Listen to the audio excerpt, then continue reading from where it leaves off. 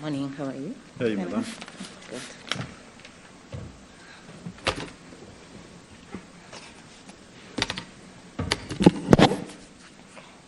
Thank you.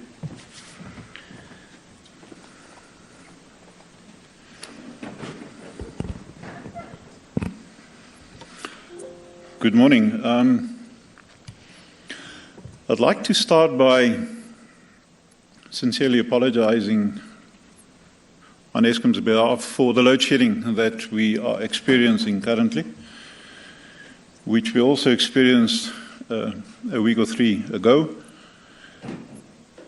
I'd just like to assure the public of South Africa that we only implement load shedding when it's absolutely necessary. Now, what has happened the last week, why we had to implement load shedding, is because we had a number of trips, and Philip will talk about that in more detail today. So we had breakdowns of our emergency generators. That unfortunately necessitated that we had to make use extensively of our emergency reserves, being water as well as our diesel, the open cycle gas turbines. And having utilized it extensively, we got to a stage that those levels became critical and that we could not sustain, the system utilizing our emergencies.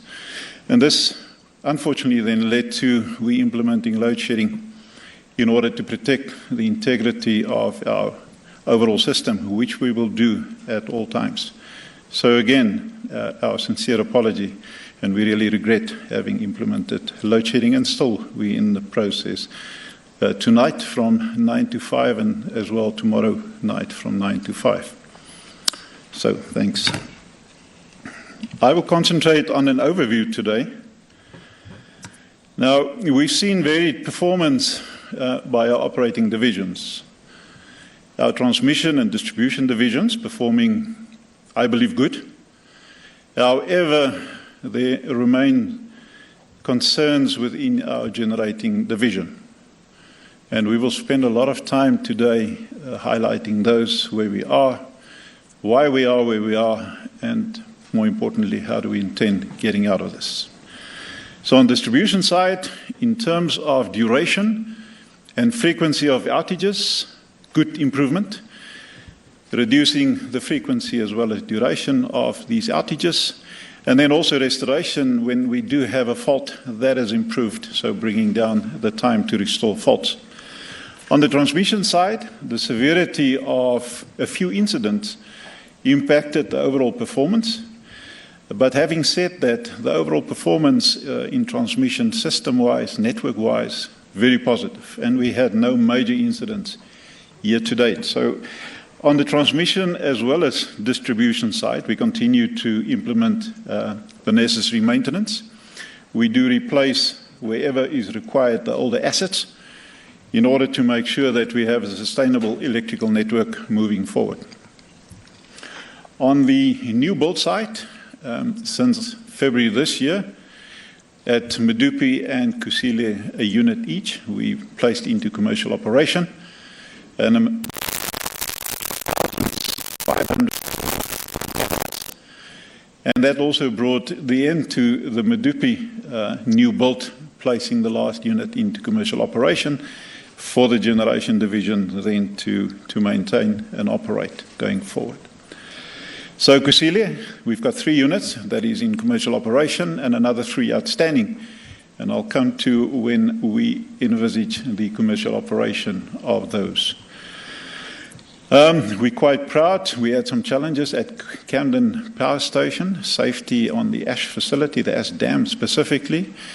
Now we have established a new facility, and we were successful to ash in the beginning of October at this new facility.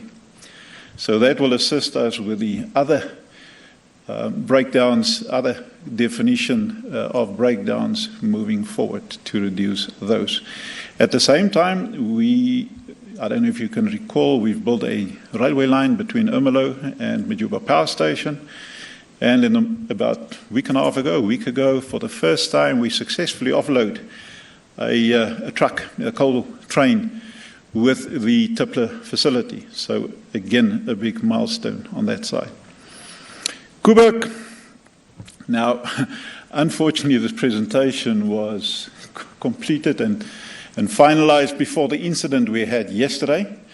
But over and above the incident, the trip we had on unit number 1, it is still performing extremely well, and it is safe. And I'll talk a little bit more about it just now. On the coal stock levels, we have an average of over 48 days of coal, so sufficient volumes of coal. We're well ahead and above the grid code of 20 days. And then we've also, on the generation side, as well as our subsidiary company, ERI, did quite a lot to prepare for rain readiness. So we believe we are ready. We believe better than last year when we had I think the cyclone, I can't remember the name, but we believe we are more ready this year for the rain. And we also now, with the tippler, we are progressing very well in terms of the rand per tonne for coal, as well as our internal target and shoulder target by taking coal off road and then onto rail. Our environmental matters, such as emissions and water consumption, good progress, good improvement. However, still a lot of work to be done. We are not at the performance level that we would like. But we're working hard to achieve that. But positive, there has been positive movement. Safety is within the tolerance level. However, sadly, we've lost a colleague each on the employee side as well as on the contractor side. Really regrettable. Generation remains a concern. Our availability, and specifically the coal-fired power plants. The energy availability is just above 65%, and in our assessment, very poor performance.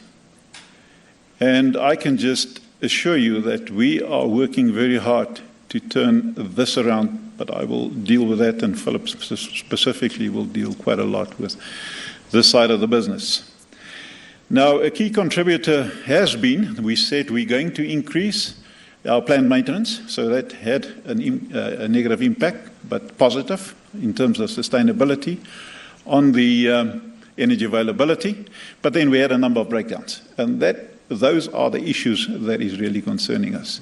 And lately we had a spate of boiler tube leaks, so it was really catching us off guard where we are. But we will continue with our reliability maintenance. And it's not a once-off program. It is an ongoing program. You know, if you have a car, you don't just maintain it once.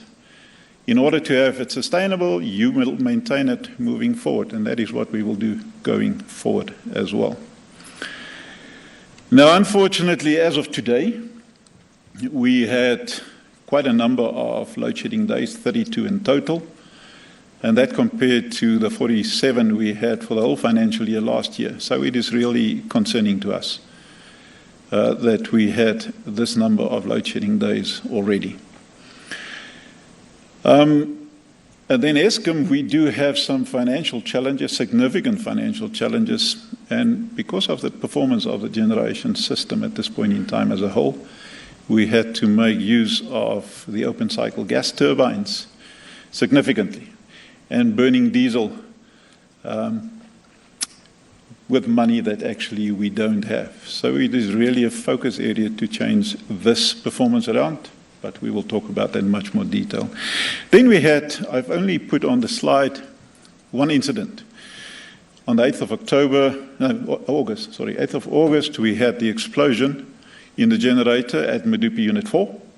720 megawatts. So we believe anything up to 2 years, we will not have the availability of that capacity. Then, about 6 weeks ago, we had an incident at Kendal, Unit 1, where we had a fire on the generator transformer, another 640 megawatts. And then as of yesterday morning, just before 4, we lost Unit number 1. And that is 920 megawatts. So if you add all of these, it gives you more than 2,000 megawatts, which is a significant impact on the constraint system that we do have. And we're doing whatever we can to work around those. So Koeberg, I think we can move over to Koeberg. So the year for Koeberg is not good. And the reason why it is so low is we had an outage of Unit 1 in the beginning of the year, and we had to take the unit off earlier than what we planned because of a leak in the tubes of one of the steam generators, so we had to shut it down earlier. So where we planned it for 110 days, it took us eventually 164 days. So a significant impact, and this had a significant impact on the 32 days of load shedding that I've just spoken about. Then in terms of trips, it is now up to 2 trips. So the forced loss rate has increased also as from yesterday.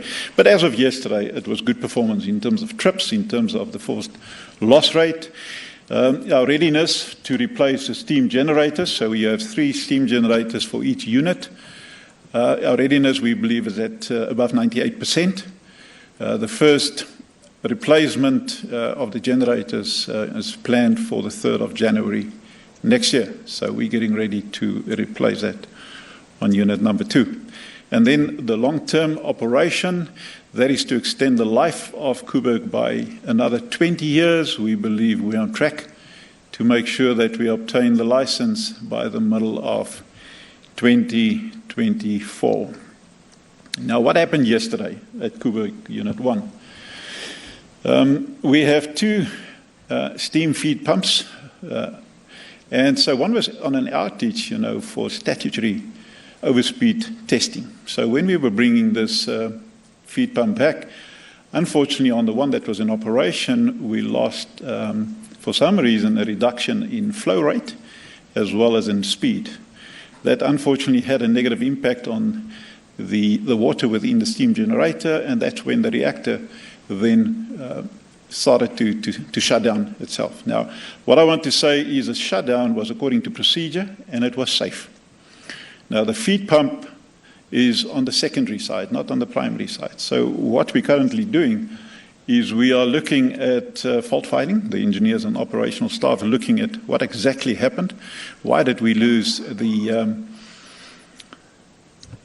flow of water as well as, the speed? So, and while we're doing this, we're getting ready to bring the unit back. At this point in time, we foresee that the unit will synchronize by very early on Thursday morning, and then 48 hours after that, so towards the end of the weekend, is to have the unit at full load again. So Unit 1 tripped, unfortunately, on the 30th of August because of a faulty protection relay, and it tripped again yesterday morning. But I would like to emphasize again the fact that the shutdown was safe according to procedure and no safety risk whatsoever. Well, it's obviously that we're extremely concerned why we had the 2 trips on unit number 1 since it was returned after the very long outage. But the engineers and, as I say, and the operating staff are looking to see what exactly has happened. So unit number 2, very proud, it's online for 344 days already. That was at the 30th of September, so you can add another 25 days there. The reactor pressure vessel head arrived in the middle of October on site. So the first 3 steam generators is on site. They are there, so we're getting ready, as I said, to replace them from the 3rd of January onwards. We currently plan for around about 160-day outage to do normal outage maintenance as well as to replace the steam generator. And as I said earlier, we're getting ready for the 20-year life extension of Koeberg. We have formally applied to the regulator, and that application for the extension of the license is in progress. Our group capital, so these are the capital expansion, successfully commissioned 1,594 megawatts so far this year to the grid. We are progressing really well in terms of the design defects that we do have on the boiler and related plant at Medupi as well as Kusile. As I said earlier, there has been a positive improvement in terms of emissions. So the projects that we are implementing, that is progressing extremely well. and then also execution of ash dam projects that we don't find ourselves with another challenge such as Camden. So a very good performance. Then just very briefly on the design modifications. As I said, we have already done quite a number of modifications at all 6 units at Kusile. At Medupi, I do apologize. We have done at Kusile number 1. There are, however, still modifications that needs to be done on the mills for Medupi as well as Kusile. But that will take time, and we will do that as and when these units are coming down for an outage. So I believe all in all, we're progressing more positively forward by successfully dealing with these design defects that we do have. And you can see the availability specifically of Medupi has improved since we implemented these design modifications. Just very briefly, so the last 3 units of Kusile, Kusile 4, we're planning it for January 23 to put it in commercial operation. Then the 5th unit by December 2023. And then the last unit at this point in time is planned for commercial operation by the middle of 2024. And we have a very high confidence level that this will be achieved. Transmission, our system minutes, less than 1, currently standing at 2, and it's basically because we had one significant incident where we had a transformer that failed. However, I want to emphasize again, no major incident for any incident greater than 1. So we had, unfortunately, this challenge with this transformer, which performance-wise contributed negatively. Maintenance, you can see we're standing at 96.8%, so we are maintaining our assets. However, saying that, we have a challenge in terms of replacing the older assets that we do have. Some of them, on average, in excess of 45 years old. So we know where we need to focus, and there's a plan in terms of our asset management replacement program on how to deal with that. So, however, a challenge that we have, and it's an ongoing, and it's actually escalating, is the issue of theft and vandalism. That somehow we have this innovative individuals in the country that believe, that one of these big steel towers, if you take the members apart, they actually building quite nice beds and other related furniture. So we do have challenges. We do identify the high-risk areas, and we protect those as best as we can. But if you have so many thousands of kilometers of assets throughout the country, it is quite difficult to protect all of those. So it is really a challenge that we are facing. But all in all, good performance from Sigomotso and his team. And I'd like to congratulate the transmission colleagues, the group capital colleagues, as well as the colleagues within the nuclear environment down in Cape Town for doing a sterling job. Please keep up the good work. Distribution, on the electrification side, we're ahead of target as at the end of September. The duration and the frequency I've spoken about, good improvement, good performance on that side. Maintenance, a little bit lagging behind, so this is why the planned maintenance is only at 91%, and the expenditure is below what we have envisaged and planned for the year to date. However, Mondi and his team has assured me that that will receive, and it is receiving, necessary attention to make sure that we have a sustainable electrical distribution network going forward. And I've spoken about the restoration time. So talking about the theft and vandalism, so it is not only limited to the transmission network assets. Monde and his team also have significant challenges in terms of people not respecting the assets that is required to make sure that electricity is available to the customers. Over and above that, the distribution side of the business, they do have significant challenges in terms of energy theft. That if you overload a network because of theft, because of people illegally connecting, that means in order to protect your system, we need to implement load reduction.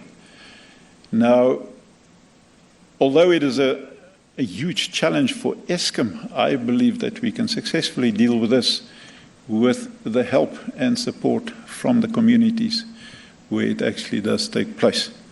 So we are asking the communities to work with us to make sure we effectively deal with the issue of energy theft, and where we are overloading our assets, causing damage, and that we then need to implement load reduction. Generation, and I'll briefly skip through this because Philip will spend some time on this detail. There I've given the 65.3, way below the 70% target that we set ourselves for this year. The trips, we have many, many more trips than what we have, the target we set ourselves. So it is really a concern that we have these number of trips. But colleagues, and the public of South Africa, we need to understand and remember, we are dealing with a legacy of the past. We're dealing with a system that is extremely unreliable and unpredictable, and we're trying our best in terms of the maintenance and other focus areas to improve this. However, what makes it extremely difficult is the capacity that we have available on a constrained system, and the demand of the country is making it difficult for us to take more units off and maintain them properly. Because those units, although some of them are limping, although some of them have huge risk, we need to run them up until they fail, because we cannot just take them off, because then the load shedding of the country will increase. So that risk will increase. So it's a very delicate balance that our production colleagues are doing to make sure that what we have available to the demand is as best as possible in equilibrium. And this is why we've decided, although it has a negative impact on available capacity, we will continue with the reliability program.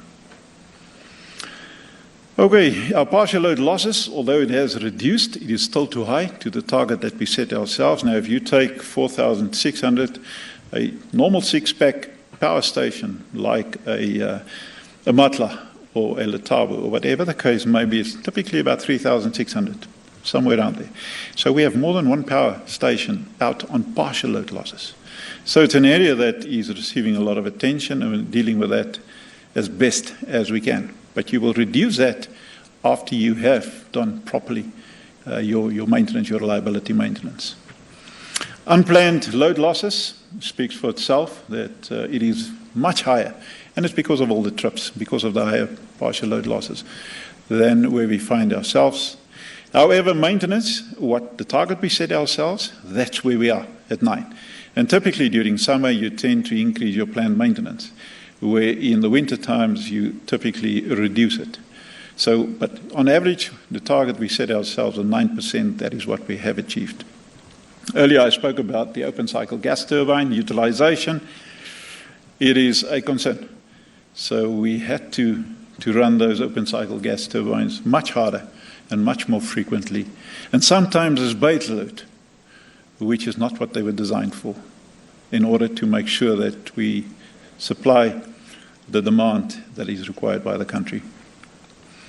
I've decided to put this slide in just to give a trend.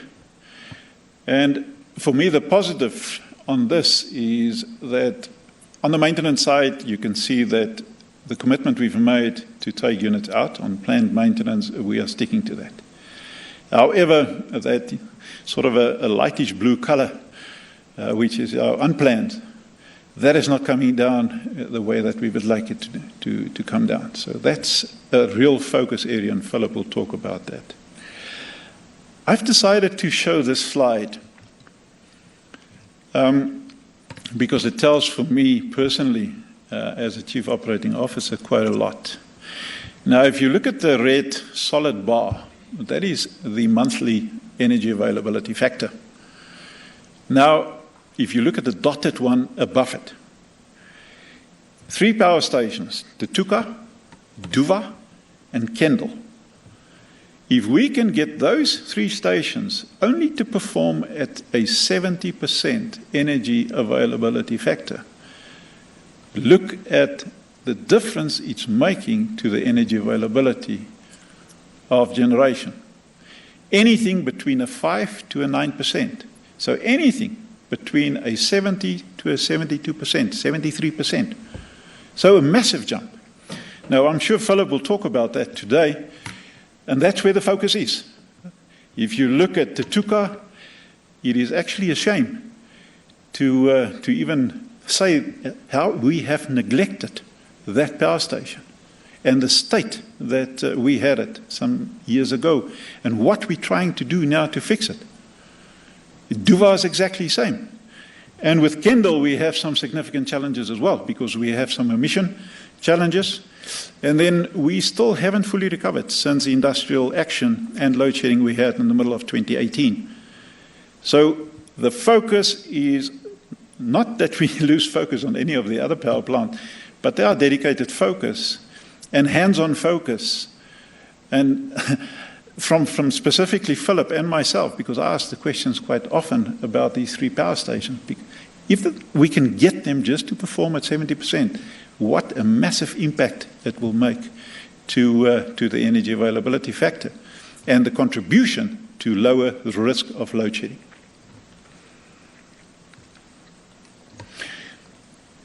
This just give an indication, if you look at the histograms at the bottom since 2016, how we went down in terms of planned maintenance.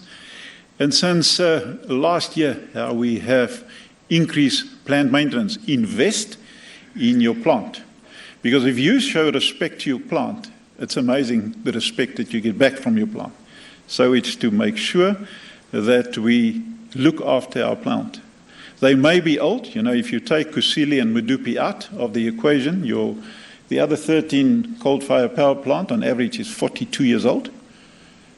But it doesn't take away the fact that those older plants can still run and perform the way we would like them to.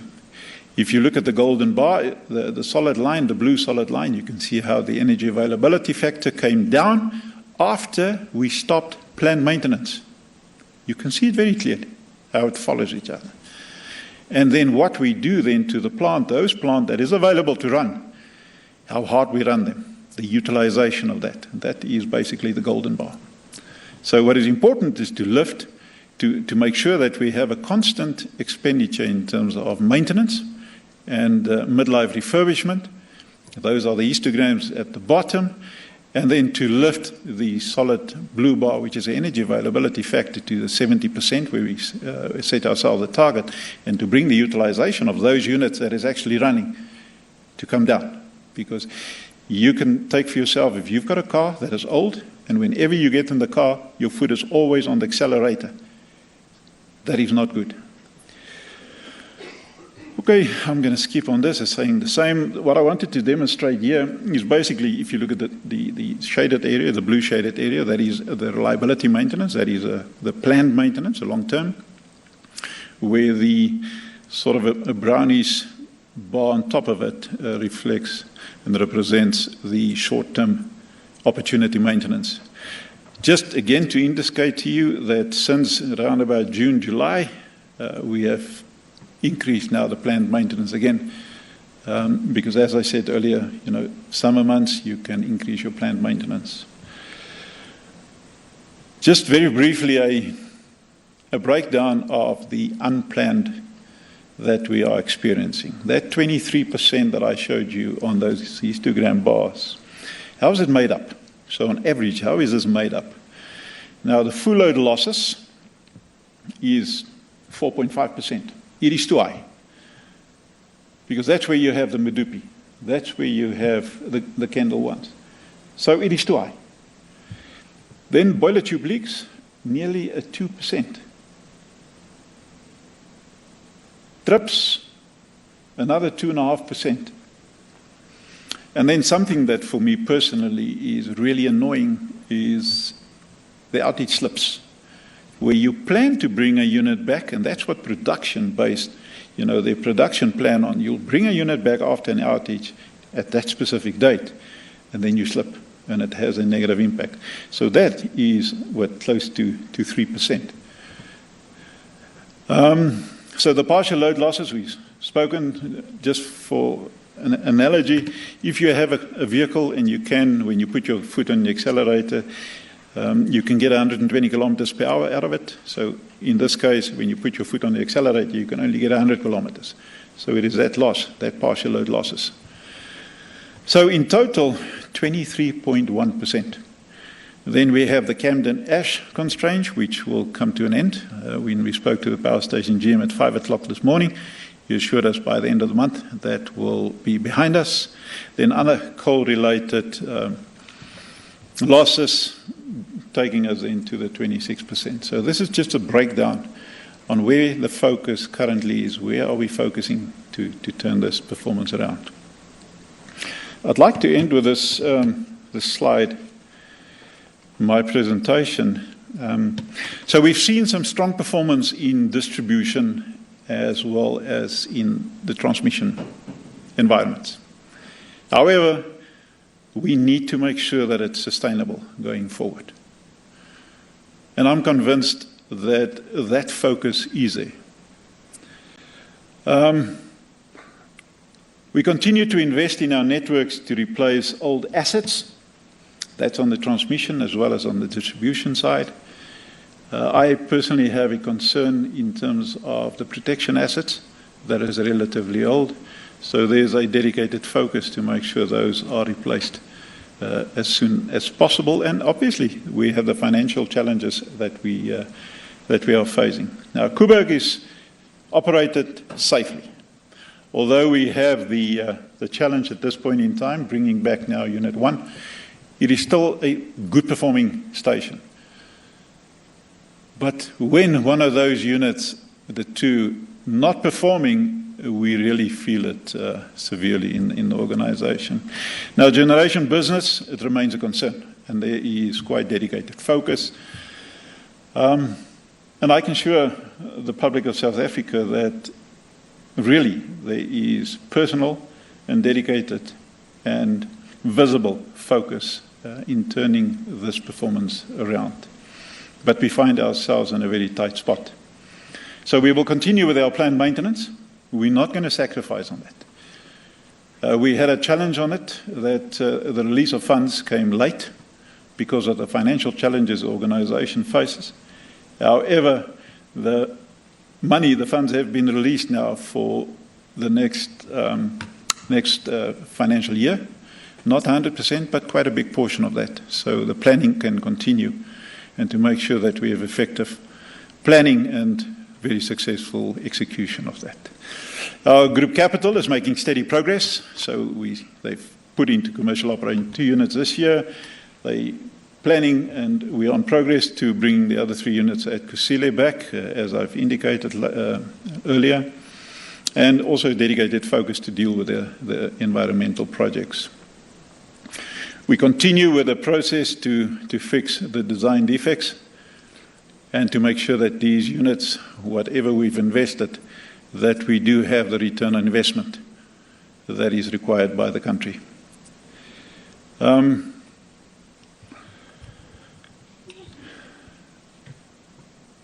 I believe it's a fact. And as Eskom, we have been talking about this now for 2 years, that we need additional 4,000 to 6,000 megawatts of capacity in the country. But it has to be on sound financial basis. That will assist Eskom greatly in progressing positively forward with our maintenance program.